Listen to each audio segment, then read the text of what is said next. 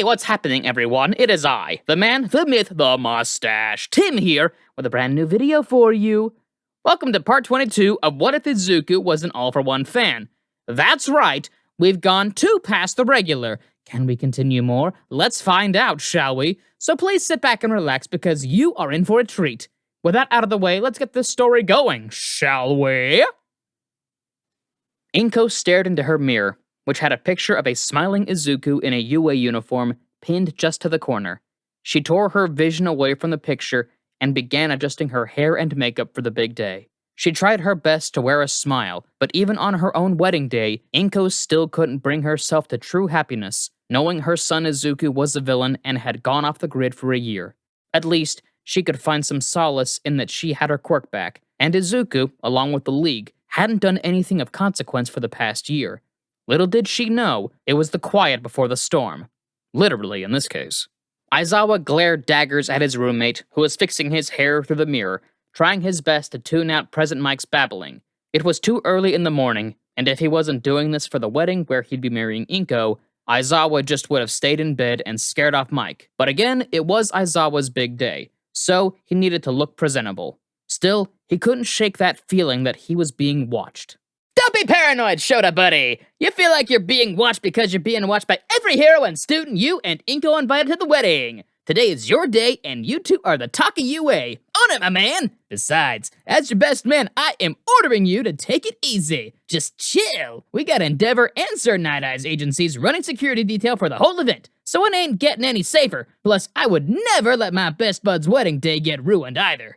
Aizawa sighed and relented under the supportive pep talk from his best friend and best man, but not before getting a quirk retort of his own in. All this coming from a guy who promised he would drink responsibly during my bachelor party? Present Mike laughed nervously, remembering the headlines about how he was found intoxicated, handcuffed to a lamppost outside UA in nothing but his boxers, with a sign reading, "Midnight was here." Far away, 2 pairs of feet stepped onto dry land from a warp gate. One pair belonged to Izuku as he adjusted his crimson suit he had especially picked out for today's occasion. Following beside him, dressed in her finest formal wear, was Jiro, who looked less than thrilled about the current circumstances. But she trusted Izuku. He had been leading the League for so long now, and not once had he screwed up royally, or in any way that didn't have contingencies. Are you certain about this, Izu? I feel kinda weird not wearing my villain outfit. Then again, I felt weird wearing dresses anyway. So I guess my real concern and question is, are you out of your damned mind with this plan of yours because you doing this makes even twice sound sane, or playing Uno against Tamura to be a safe idea?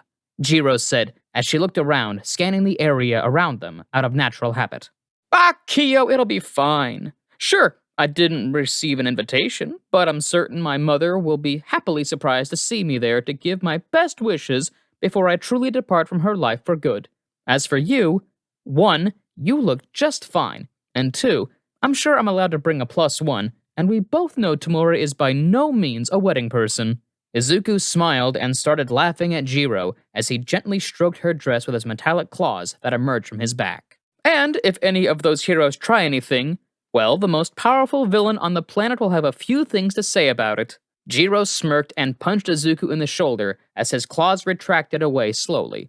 All the while, the two strolled out, seeing that it was as predicted. It had been so long that nobody really recalled what the villains looked like, and perhaps in some cases, if they even existed or were just legends cooked up by some villains and heroes, each respective side striving to be stronger. Yeah, and a second-in-command will definitely have an opinion or two she'd like to share, especially if they challenge her man. Jiro snickered. So much had changed since she first met Izuku, when they were both 15, and now they were 17, and a lot can happen over 2 years as a pair of villains.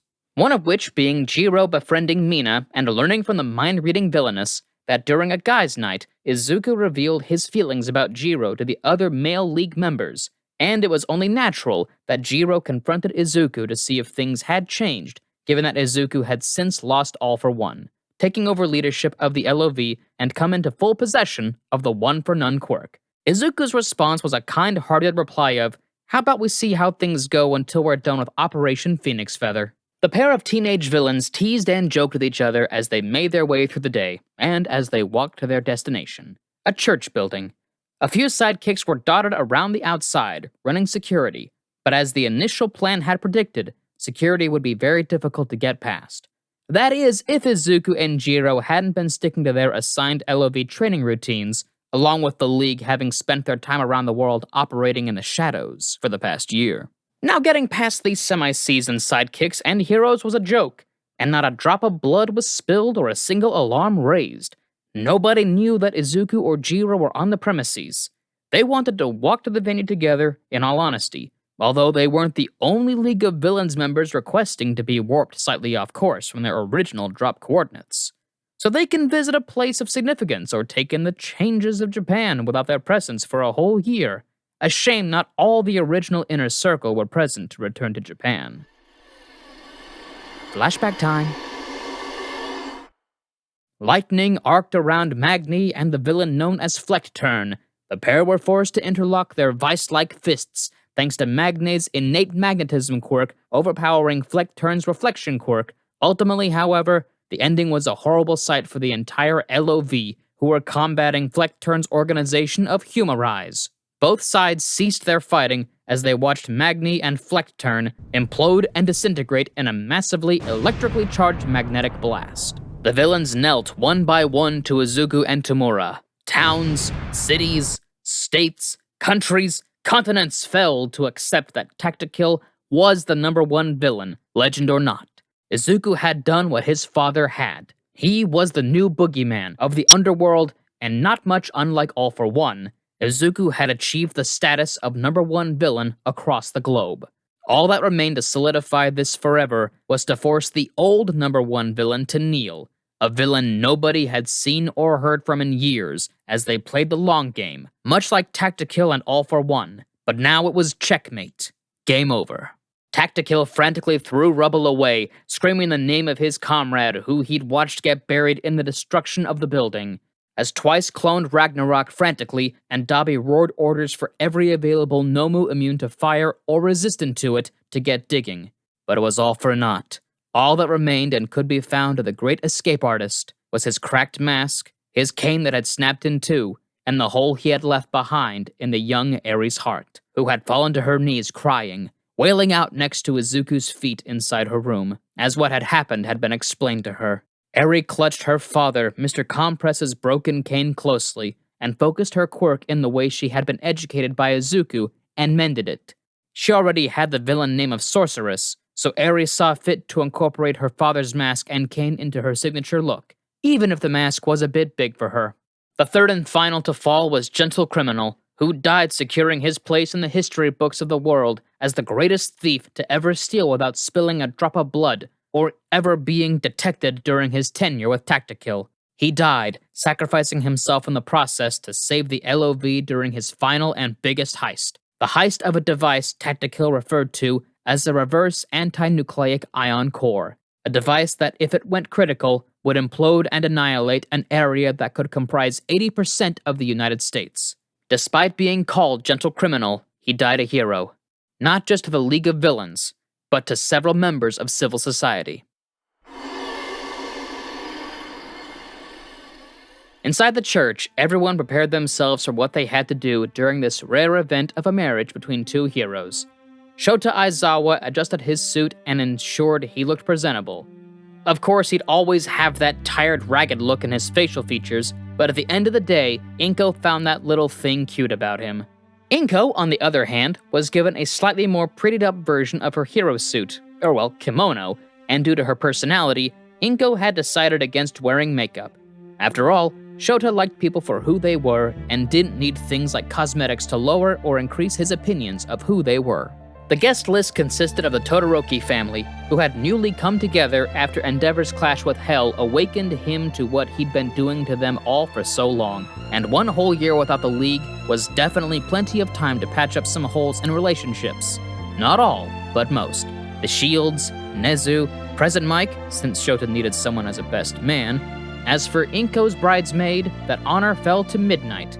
In short, practically all the UA staff, both old and new, along with the students in the former classes of 1A and 1B, who had now both combined into a single class, and going up in a year group, became Class 2A. Inko the blushing bride, Shota the stoic groom, Present Mike the best man, Midnight the bridesmaid, Katsuki Bakugo the ring bearer, Ibara Shiozaki, the flower girl, and finally Nezu as the officiator. Because when you have an IQ of his level, there really isn't any job the government won't let you do.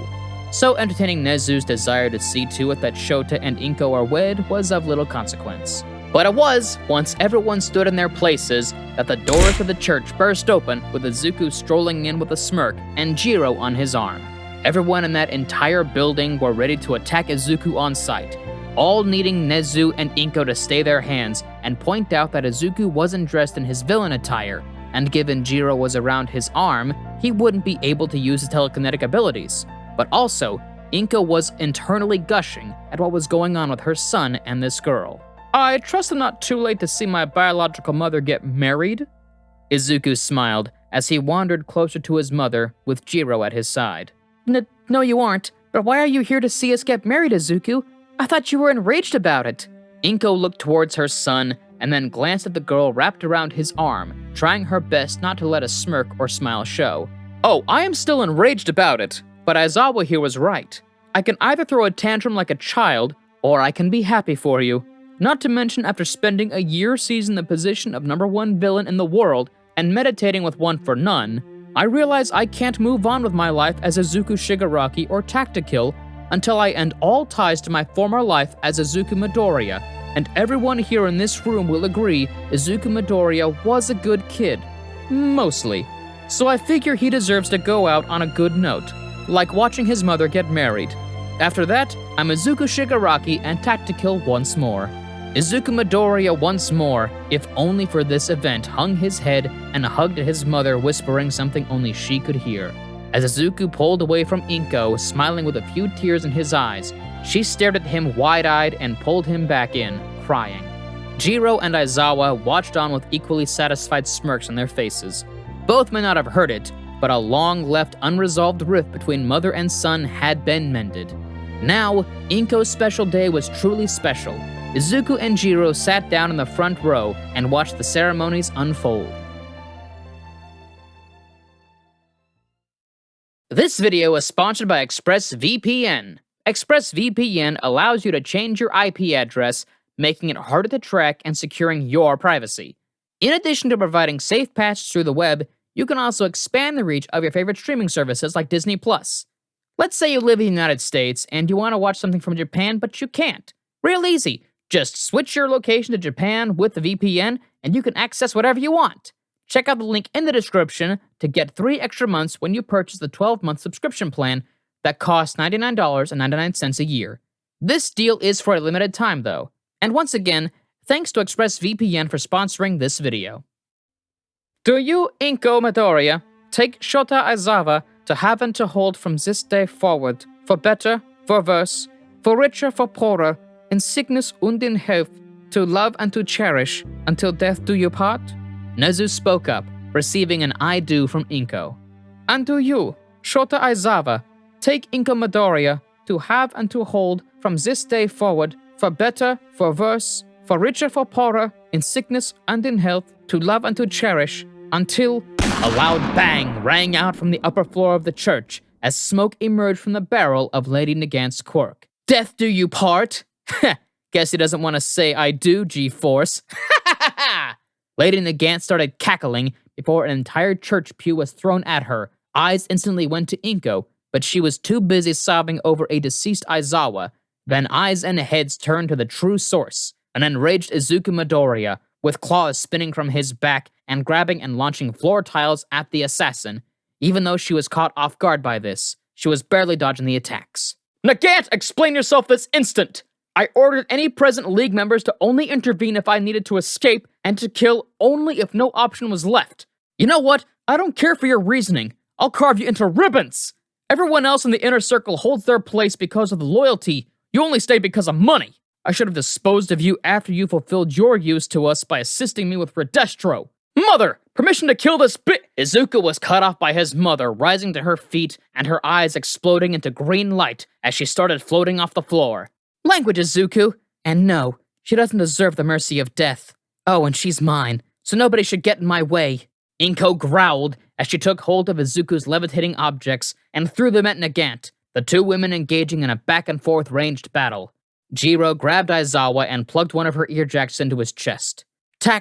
Collective. We have a pulse. Nagant didn't get a killing shot, for once. Jiro sighed with relief, turning to Izuku, or Collective, as he had wanted to take his hero name for the duration of his mother's wedding day. Good. Collective to Kurogiri, we have a serious medical emergency. Send in Chrono, Shin, and Sorceress immediately. We have wounded.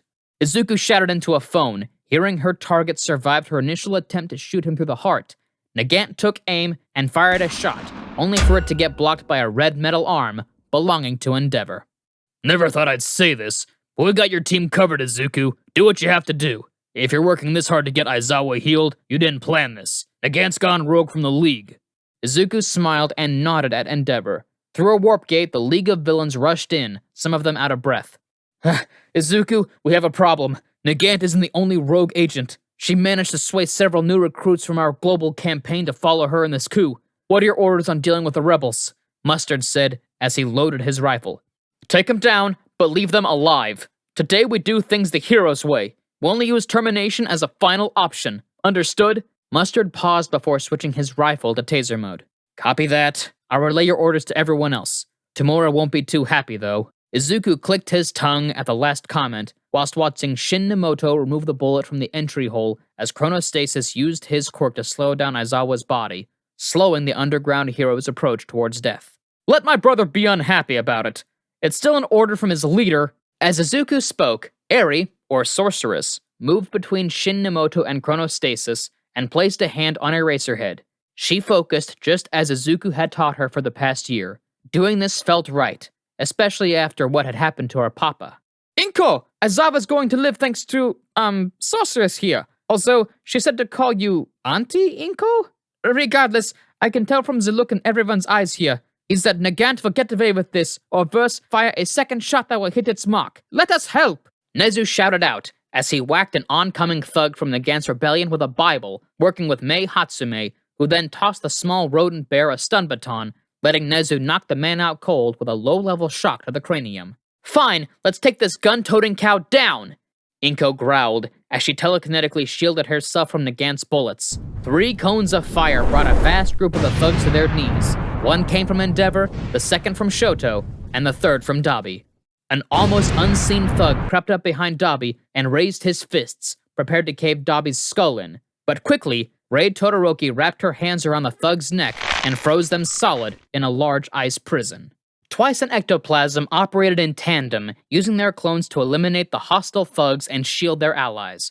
Twice would sometimes point at a random hero on the battlefield, and Ectoplasm, against his better judgment, would tell him their measurements, allowing Twice to clone them and add to the numbers. Aizawa slowly got up after being healed, thanks to Eri's rewind, but he was better than healed seconds before being shot. He felt like he was a few days younger, which he was technically. 2 large thugs rushed Eri and Aizawa and were about to crush the two, but Eri turned, pointing Compress's former cane at them and sent them flying across the room, using her gifted telekinesis from Izuku. Izuku stood back-to-back with 3 other teens as they grouped together, fending off the last of Nagant's rebels, and it was Monoma, Kamakiri, and Bakugo.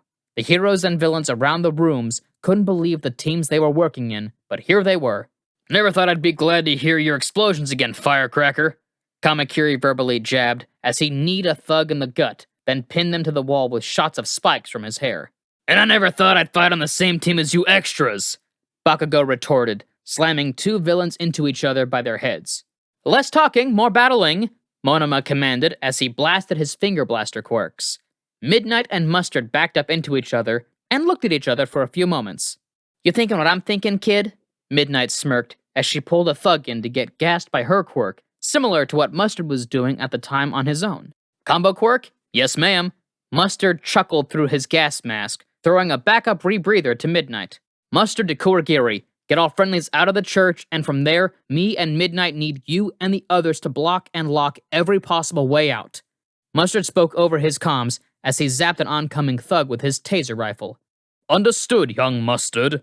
Kurogiri levitated to the center of the church and began focusing every bit of power he had as he warped out every ally from the church, along with himself, leaving behind Midnight and Mustard as instructed. With everyone outside, they quickly began barring and locking doors and windows, while some combated the remaining foes who were outside the church. When the objective was complete, Midnight and Mustard unleashed a powerful combo roar as they screamed the name Coma Cloud, which, thanks to their combined quirk power, caused every thug inside to drop to their knees and fall into a blissful slumber. The two cheered and high-fived before realizing which side they belonged to and awkwardly coughed and looked away from each other. The heroes and members of the LOV stood back and watched on, slightly shocked, but also impressed, yet none of them wanted to admit it, as they first watched Izuku Midoriya non-lethally dealing with his portion of the remaining thugs.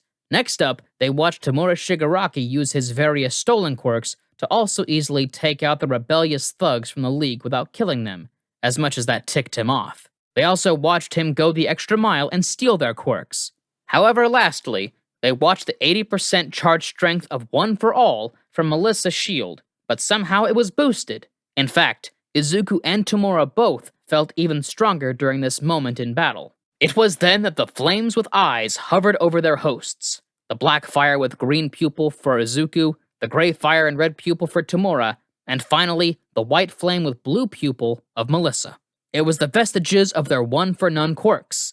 They floated near their appropriate host, driving them onwards with determination and empowering their quirks. Hidden in the bell tower, Lady Nagant growled, taking aim at the little girl who had taken away her vengeance on Aizawa for locking her away years ago, before a cane whacked her across the back of the head, causing her to spin around and fall from the bell tower. The allied heroes and LOV members turned to see Nagant fall, and then they observed a figure dressed in a black cloak drop behind her, pinning her with their cane. As if it were a play, they threw off their hooded cloak, revealing their identity. "Never aim your vile rifle at my daughter again," Mr. Compress growled as he turned Nagant into a marble. And that's the video for the day, so thank you all for sticking around. I hope you enjoyed it. Before we go, there's a little bit of housekeeping I want to go over with you all.